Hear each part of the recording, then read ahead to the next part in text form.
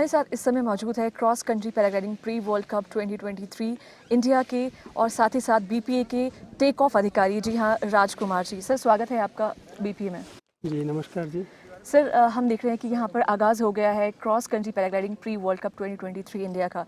तो ऐसे में बतौर टेक ऑफ अधिकारी आपकी क्या जिम्मेदारी रहती है और कितना चैलेंजिंग रहता है ये?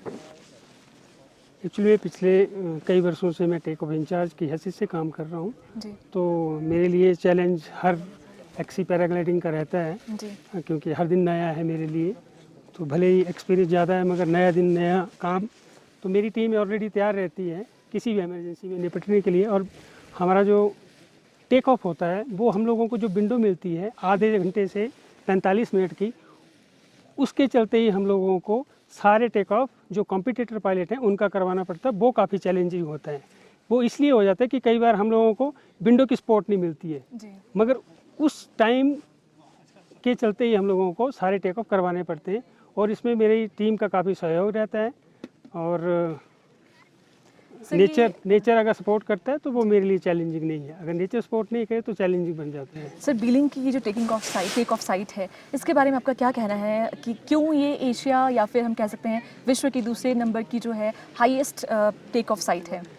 ये बिलिंग इसलिए बेस्ट है वर्ल्ड में कि यहाँ जो फ्लाइंग जोन है वो काफ़ी सेफ्टी है। यहाँ सारी ट्री लाइन है और ड्राई माउंटेन नहीं है। तो इंसिडेंट अगर होता भी है तो सेफली वो या तो ट्री लैंडिंग हो जाती है या मेजर एक्सीडेंट ना होकर माइनर बन जाते हैं। और यहाँ की जो क्लाउड लेयर है जो धर्मशाला तक बनती है वो काफ़ी हेल्पफुल है। यहाँ के थर्मल जो हैं वो जनरेट होते हैं तो उससे क्या कि क्रॉस कंट्री करने में पायलट्स को काफ़ी हेल्प मिलती है। इसलिए बेस्ट माना गया एशिया का और सेकंड बेस्ट इन वर्ल्ड है।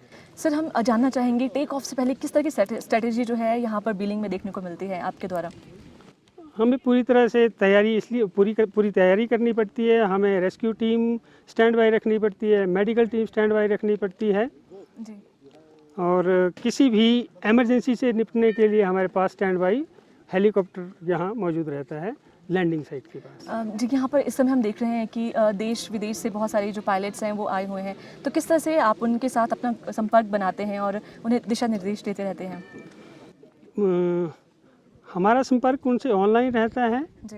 और जब वो यहाँ कंपटीशन के लिए एज ए कॉम्पिटिटर आते हैं तो हमारी सबसे पहले ब्रीफिंग होती है उनके लिए और इस तरह से हमारा कम्युनिकेशन उनके साथ लगातार बना रहता है। और रेडियो पे हमारी फ्रीक्वेंसी जो इमरजेंसी फ्रीक्वेंसी है, सेफ्टी फ्रीक्वेंसी है और अपना रिट्रीवल जो फ्रीक्वेंसी है उनसे हमारा कम्युनिकेशन रेगुलर बना रहता है।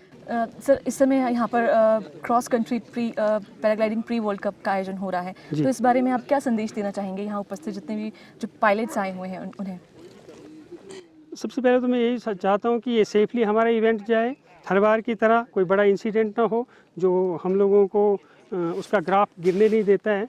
और वर्ल्ड में इसका एक और बेस्ट रिकॉर्ड जाए हमारा एक्सी पैराग्लाइडिंग ताकि आने वाले टाइम में हम लोगों को वर्ल्ड कप मिले और उसके लिए मैं पूरी तरह से तैयार हूँ टेक ऑफ इंचार्ज की हैसियत से। जी बहुत बहुत धन्यवाद।